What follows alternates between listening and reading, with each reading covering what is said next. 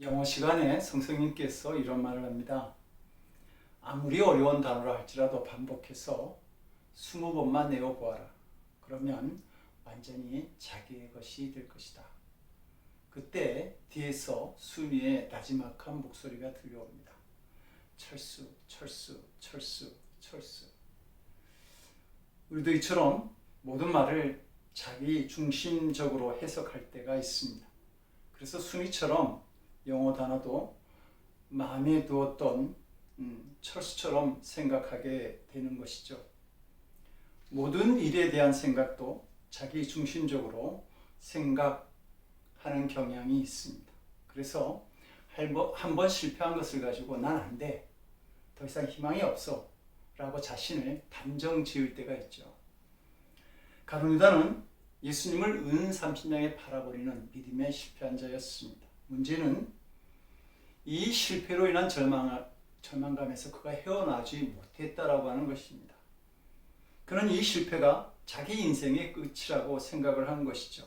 그리고 이 생각으로 인해서 결국 그가 선택한 것은 자살이었습니다. 한 번의 실패가 영원한 실패가 되어버린 것입니다. 그러나 예수님을 부인하고 저주했던 베드로는 후회하고 통곡하였지만 절망에 빠지지는 않았습니다. 그는 울면서 회개했고 다시 일어납니다. 그래서 오늘 본문은 말합니다. 우리가 7번 넘어진다 할지라도 다시 일어날 수 있다고 말입니다.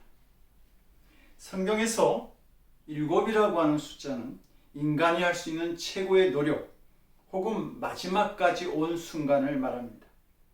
야곱이 형 에서에게 용서를 구하며 나아갈 때 7번 절을 하며 나아간 것이나 바벨론의 느부갓네살 왕이 사드락과 메삭과 야벳누고를 죽이고자 풀무불을 7배나 더 뜨겁게 했다는 말이 바로 그런 의미를 가지고 있는 것이죠. 그러니까 오늘 본문에서 대저 의인은 7번 넘어질지라도 다시 일어나려니와 라고 하는 이 말씀은 횟수로 7번을 말하는 것이 아니라 여기서 말하는 7번은 넘어질 만큼 넘어지고 쓰러질 만큼 다 쓰러져서 이제는 넘어질 것도 쓰러질 것도 없는 마지막 상황까지 온 것을 말합니다. 이제는 실패할 만큼 실패했고 약해질 만큼 약해진 것이죠. 우리의 상식으로는 더 이상의 기회나 희망이 없는 것입니다. 그런데 본문은 건강도 환경도 한 번 더 넘어질 여유도 없고 모두가 더 이상 나빠질 것이 없을 정도의 이 극한적인 상황에서 하나님은 우리가 일어나게 될 것이다, 그렇게 약속하고 있는 것이죠.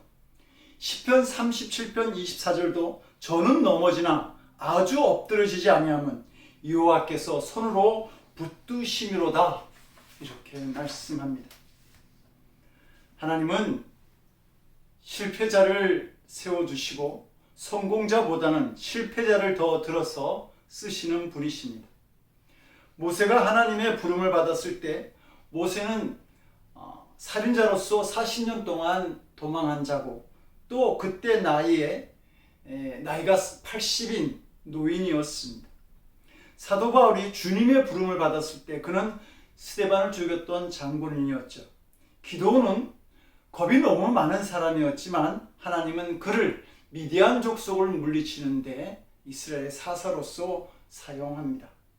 마리아가 예수님을 잉태하게 되었을 때 그녀는 어째서 자기같이 미천한 신분의 여인을 하나님께서 택하였는지 이해할 수 없었다고 말합니다.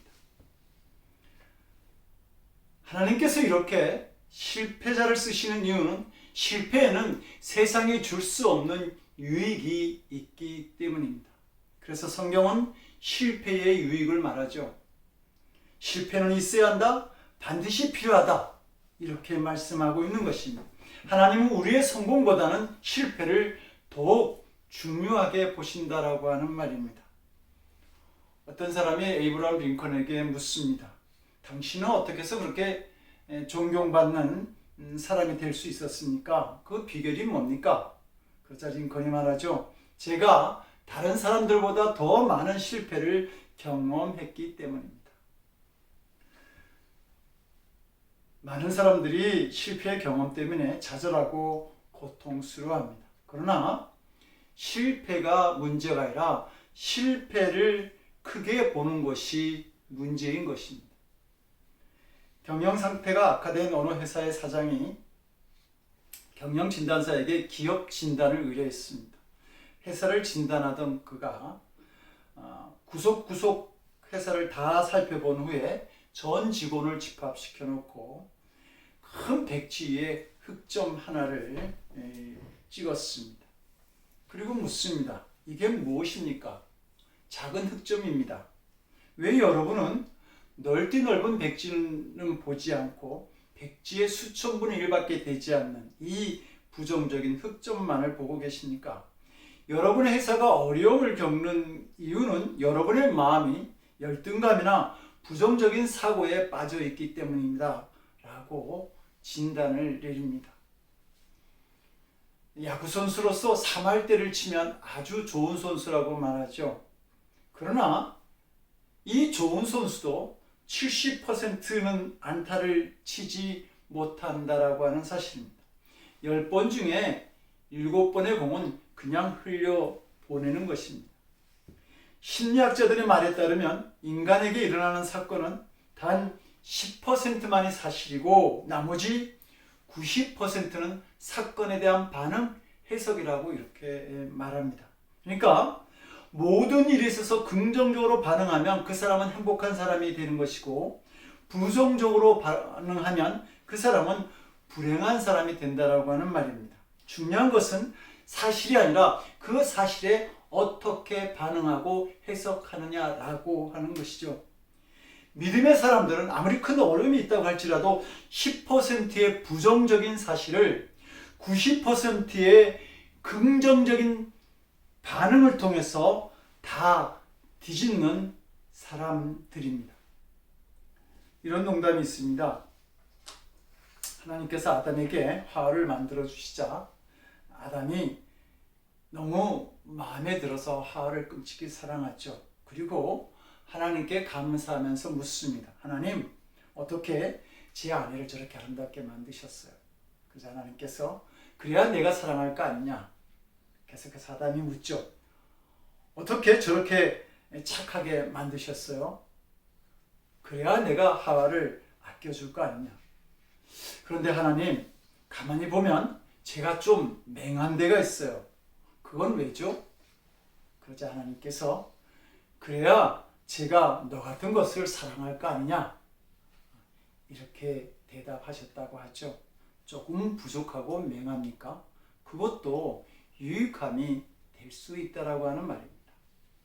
성도 여러분, 우리가 알아야 할 것은 우리가 다 실패하는 자들이라고 하는 사실입니다. 야고보서 3장 2절은 이렇게 말합니다. 우리가 다 실수가 많으니 다 실수가 많다고 말합니다. 만일 말에 실수가 없는 자면 온전한 사람이라 능히 온 몸도 굴레 씌우리라. 사람은 누구나 다 실패하게 되어 있습니다. 여성들은 대부분 다이어트에 실패하고 남자들은 규칙적인 생활이나 운동에 실패합니다. 우리만 그런 것이 아니죠. 창세기 6장 9절을 보면 노아에 대해서 이렇게 말합니다. 노아는 의인이요 당대의 완전한 자라.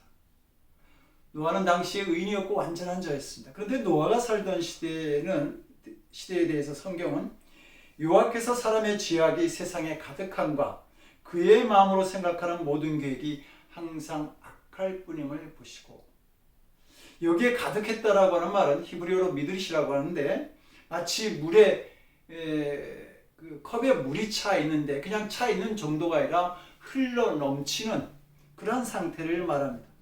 그러니까 컵에 물이 흘러 넘치듯이 이 세상에 죄가 가득 넘쳤다라고 하는 말이죠. 당시 사람들의 생활을 보면 누워서는 음탕한 짓을 하고 앉아서는 모략을 꾸미고 서서는 싸움질이나 하는 죄가 일상화된 삶을 살아갔다는 말입니다. 그런 속에서 노아는 바르고 의롭게 살려고 노력했고 의인이다, 완전한 자라고 하는 칭호를 받게 된 것이죠. 그런데 그런 노아도 실패합니다. 하나님이 세상을 심판하시는 홍수 가운데서도 그는 하나님의 은혜로 살아나게 되고, 그런데 그 후에 그의 모습을 보면 그냥 부끄러운 일을 할 정도로 포도주에 취한 모습을 보게 됩니다. 뿐만 아니라 자신의 허물을 아들에게 돌며 저주까지 하게 되죠. 자기 관리에 실패한 자가 된 것입니다. 하나님께서 의인이라 인정하셨던 노아도 자신에 대해서 실패한 것을 볼 수 있습니다. 이것이 우리의 모습인 것이죠. 그 시대를 대표하는 의인 노아도 실수했고, 믿음의 조상이라고 하는 아브라함도 거듭해서 실수했고, 또 신앙의 영웅 다윗에게도 많은 허물과 실수가 있었던 것을 우리는 압니다. 그러므로 믿음의 사람은 이 허물과 실패에 집착하지 말아야 합니다. 하나님은 이사야 선지자를 통해서 이렇게 말씀하시죠. 너희는 이전 일을 기억하지 말라. 옛적 일을 생각하지 말라. 보라, 내가 새 일을 행하리니 이제 나타날 것이라. 내가 광야에 길과 강을 내리니 이제 나타날 것이라. 지난 실패를 마음에 두시지 않기를 바랍니다. 내가 지난 일을 잊어버리지 아니하면 하나님도 나를 통해 새 일을 할 수가 없습니다. 과거의 억울함을 자꾸 떠올리지 않기를 바랍니다. 그런 기억은 나를 실패자의 자리에 붙들어 놓게 됩니다. 자신을 탓하는 일도 그만하시기 바랍니다. 사람은 생각을 따라가게 되어 있습니다. 과거의 나쁜 기억을 끊임없이 끄집어내고 실수를 바라보면 똑같은 문제가 자꾸 되풀이 되어질 수밖에 없습니다. 사도 바울의 고백처럼 내가 한 일, 쭉 뒤에 있는 것은 잊어버리고 앞에 있는 것을 잡으려고 쫓아가는 삶을 살아야 합니다. 롯의 아내는 뒤를 돌아보다가 소금 기둥이 되어버리고 말죠. 그래서 성경은 손에 쟁기를 들고 뒤를 돌아보는 자는 하나님의 나라에 합당치 아니하다, 이렇게 가르치고 있습니다. 성도 여러분, 우리에게 실패의 상처가 있습니까? 그렇다고 한다면 하나님의 말씀을 듣기를 원합니다. 오늘 본문 잠언 24장 16절은 우리에게 이렇게 말합니다. 대저 의인은 7번 넘어질지라도 다시 일어나려니와 악인은 재앙으로 인하여 엎드려지느니라. 이 말씀이 우리에게 말하는 것은 성공적인 사람은 결코 실패하지 않는 사람이 아니라 실패해도 다시 일어날 줄 아는 사람이라고 가르치고 있는 것이죠. 성도 여러분, 우리 인생에는 반드시 실패가 있어야 합니다. 왜냐하면 첫째로 우리를 교육하시는 하나님의 방법이 바로 실패이기 때문입니다. 우리는 실패를 통해서 가장 많이 배우게 되는 것이죠. 그러나 실패를 두려워하면 우리는 결코 배울 수가 없습니다. 에디슨은 전구를 발명하는 동안 1200번의 실패를 했다고 하죠. 그러나 에디슨은 1200번의 실패라고 말하지 않고 1200번의 실험, 1200번의 질문과 생각을 하였다라고 말합니다. 1199번의 실패와 도전, 실험이 있었기 때문에 1200번째 반짝하고 불이 전구에 들어올 수 있었던 것입니다. 그는 1199번의 실패를 두려워하지 않았습니다. 그리고 그는 실패한 후에 포기한 것이 아니라 계속 배워갔기 때문에 세상에 빛을 선물하는 사람이 될 수 있었던 겁니다. 두 번째로 하나님은 우리에게 새로운 길을 보여주시기 위해서 실패를 사용하십니다. 1916년 덴마크에서 한성실한 사람이 목공소를 운영하고 있었습니다. 그런데 잘 되던 목공소가 경제 대공황으로 인해서 큰 타격을 받게 되자 그는 장난감 업종으로 사업을 전환합니다. 그런데 엎친 데 덮친 격으로 그 공장마저 불에 타서 완전히 전소되어 버리고 맙니다. 그러나 그는 포기하는 것이 아니라 나무 토막 대신에 플라스틱으로 왕구를 만들기 시작했고 그것이 레고라고 하는 이름으로 세계적인 그 브랜드로 급성장하게 됩니다. 베드로는 평생 갈릴리 호수에서 고기를 잡아 살아가던 어부였습니다. 근데 어느 날 밤새도록 그물을 던졌는데 한 마리도 잡지를 못하죠. 철저히 실패한 밤을 보내게 됩니다. 그러나 그는 아침까지 그물을 던지기를 포기하지 않았습니다. 그럼에도 불구하고 한 마리의 물고기도 잡지 못하고 아침을 맞이하였고 모든 것을 정리하려고 그물을 싣고 있는 그에게 예수님은 다시 깊은 곳에 가서 그물을 던지라고 말씀합니다. 그때 그는 이렇게 말하죠. 선생이요, 우리가 밤이 맞도록 수고하였을 때 얻은 것이 없지만 말씀에 의지하여 내가 그물을 내리리이다. 그는 포기하지 아니하고 다시 그물을 내리게 됩니다. 그리고 곧 그물 가득히 잡혀있는 물고기를 보게 되죠. 그는 실패를 통해서 예수님의 위대함을 발견하게 된 것입니다. 그런 베드로에게 예수님이 말씀하십니다. 내가 너를 사람을 낳는 어부가 되게 하리니 나를 따르라. 어부였던 베드로가 위대한 사도로 탄생하는 순간입니다. 세 번째로, 하나님은 나의 성품을 다듬고 개발하시기 위해서 실패를 사용하십니다. 고난이 우리에게 위인 것처럼 실패가 사람을 만듭니다. 실패가 사람을 은혜로 보는 눈을 만들게 된다는 말입니다. 어떤 젊은 목사가 결혼하기 전에는 자녀 양육의 법칙이라고 하는 제목으로 설교를 했습니다. 이 법칙에 따르면 자녀를 훌륭하게 키울 수 있다라고 믿은 것이죠. 근데 그가 결혼을 하고 자녀를 낳았을 때 설교 제목을 자녀 양육을 위한 제안으로 바꾸게 됩니다. 법칙이 흔들린 것입니다. 자녀들이 자라서 10대가 되자 그는 더 이상 그 주제로 설교를 하지 않게 됩니다. 이분은 결혼하기 전에는 자녀를 잘 양육할 수 있다고 믿었지만 결혼을 하고 자녀를 양육하다 보니까 자기 마음대로 되지 않는 것을 알게 된 것이죠. 그런 실패를 통해서 더 많은 부모와 자녀들을 이해할 수 있게 된 것입니다. 사도 바울은 로마서 5장 3절 4절에서 이렇게 간증합니다. 다만 이뿐 아니라 우리가 환난 중에도 즐거워하나니 이는 환난은 인내를, 인내는 연단을, 연단은 소망을 이루는 줄 알미로다. 그렇습니다. 환난이 인내와 연단과 소망을 우리에게 허락하는 것이죠. 욥기 1장 1절을 보면 그 욥에 대해서 그 사람은 온전하고 정직하여 하나님을 경외하며 악에서 떠난 자였다 이렇게 소개합니다. 하지만 환난을 겪으면서 욥은 이때 자신의 믿음에 대해서 무지한 자라고 평가를 해요. 그리고 이때 자신의 믿음을 하나님에 대해서 듣는 정도였다 이렇게 말을 하죠. 그러나 환난을 통해서 하나님의 은혜를 새롭게 깨닫게 되었을 때 욥은 비로소 자신은 하나님을 보는 믿음을 가졌다. 듣는 믿음이 아니라 보는 믿음, 백문이 불여일견인 것처럼 진정한 믿음을 가지게 되었다라고 고백합니다. 그러면서 마지막 욥기 42장에서 티끌과 재 가운데서 회개하나이다 라고 고백합니다. 교만했던 자신의 죄를 인정하게 되죠.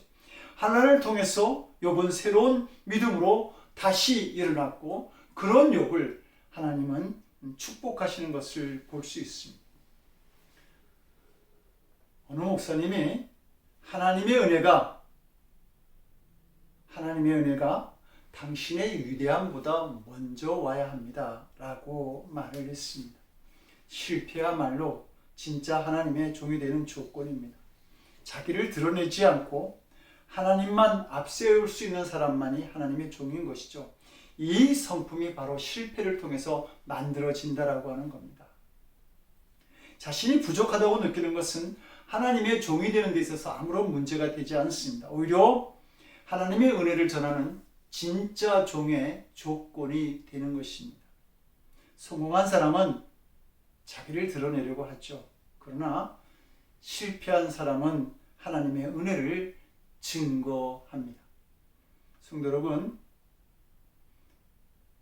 지금 안고 있는 문제가 정말 심각하고 크게 보이시는지요? 그러나 성도 여러분, 그 문제보다 하나님의 은혜가 더 크면 되지 않겠습니까? 그리고 인생의 그 어떤 문제보다 하나님의 은혜가 훨씬 더 큰 줄로 믿으시기 바랍니다. 에베소서 2장 8절은 너희가 그 은혜로 인하여 믿음으로 말미암아 구원을 얻었나니 이것은 너희에게서 난 것이 아니요 하나님의 선물이라 이렇게 말씀합니다. 이 말씀을 자세히 보면 너희가 은혜로 구원을 얻었다 이렇게 바로 말하지 아니하고 그 은혜로 인하여 믿음으로 말미암아 구원을 얻었다 이렇게 말하고 있습니다. 본문은 의인은 희망이 없을 것만 같은 실패의 자리에서도 일어난다 이렇게 말합니다. 그렇다면 의인은 누구인지요? 로마서 3장 10절을 보니까 기록된 바 의인은 없나니 하나도 없다. 이것이 성경의 판단입니다. 그렇다면 넘어졌다가 다시 일어난 사람이 하나도 없다라고 하는 말입니까? 그렇지 않다라고 하는 거죠. 성경은 하나님을 믿는 사람을 의인이라고 말합니다.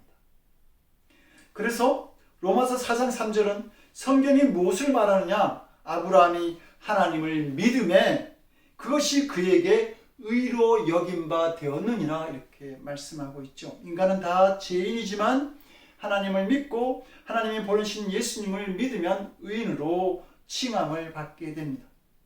이렇게 믿음으로 의롭다함을 인정받는 우리 그리스도인들은 넘어지지 않는 사람들이 아니라 다시 일어나는 사람들이고 다시 시작하는 사람들이며 다시 도전하는 사람이 될 수 있다는 말입니다. 사도 바울도 그리스도인들에 대해서 우리는 여러 가지로 환난을 당해도 공경에 빠지지 않으며 난처한 일을 당해도 절망에 빠지지 않고 박해를 당해도 버림을 받지 아니하며 거꾸로 뜨림을 당해도 망하지 아니한다. 이렇게 기독교인들을 정의했습니다. 의인은 믿는 사람은 7번 넘어질지라도 다시 일어납니다. 한두 번 넘어지는 것이 아니라 여러 번 넘어진다. 그러나 넘어져도 상관없습니다. 다시 일어나면 되기 때문입니다. 인간의 눈에는 아무런 희망이 없지만 그리스도인들에게는 세상에 줄 수 없는 하나님의 말씀이 있고 믿음과 소망이 있습니다. 사랑하는 성도 여러분, 실패로 인한 고통하는 마음이 있습니까? 절망과 아픔에 눈물을 흘리고 있는지요? 죄로 인해서 두려워 떨며 견디기 힘든 마음이 있습니까? 주님은 나를 새로운 길로 인도하시고 구원의 길을 열어주신다고 하는 사실을 믿어야 할 것입니다. 전쟁의 위기 속에 있었던 다윗은 시편 20편 13절 14절에서 이렇게 말합니다. 내가 여호와의 은혜 볼 것을 믿었도다. 너는 여호와를 바랄지어다. 강하고 담대하며 여호와를 바랄지어다. 사랑하는 성도 여러분, 오늘 이 다윗처럼 오직 하나님의 은혜만을 사모하고 갈망하는 기도를 드리고 싶지 않으십니까? 어떤 실패와 환난의 자리에 있더라도 은혜의 하나님은 나를 다시 세우시는 분이다 라는 믿음을 고백할 수 있기를 바랍니다. 그 고백이 우리에게 구원을 가져다 줍니다. 다시 우리를 일어나게 합니다. 온전한 믿음의 고백 속에서 실패의 자리에서 일어나며 하나님께 영광 돌리시는 사랑하는 성도들 모두가 될 수 있기를 주님 이름으로 간절히 축원드립니다. 기도하시겠습니다. 좋으신 하나님, 우리 믿음의 삶에는 실패가 없는 줄로 압니다. 다 우리의 믿음의 성장을 위한 자양분들이고 더 위대한 자로 세우시기 위한 하나님의 계획이 실패와 어려움 중에 있는 줄로 믿습니다. 이 믿음으로 주의 은혜를 구하는 저희들을 주님의 축복된 삶으로 인도하여 주시옵소서. 이제는 십자가의 고통 속에서 구원의 문을 열어주신 우리 주 예수 그리스도의 크신 은혜와 실패한 자를 들어서 위대한 일을 감당하게 하시는 아버지 하나님의 극진하신 사랑하심과 어떤 실패의 자리에 있을지라도 그 실패가 우리에게 유익이 될 수 있도록 우리의 삶을 인도하시는 성령님의 감화 감동, 우리 안에 교통하시고 역사하시는 놀라우신 은총이 어떤 고난과 실패일지라도 주님의 은혜가 그보다 더 큰 것을 믿으며 오직 주님의 은혜를 갈망하며 담대한 삶을 살아가기를 원하는 거룩한 성도들 머리 위에, 저들의 삶과 가정과 일터와 기도 위에, 그리고 함께 복음을 나누는 선교사님들 위해 지금으로부터 영원토록 함께하옵시기를 간절히 축원드리옵나이다. 아멘.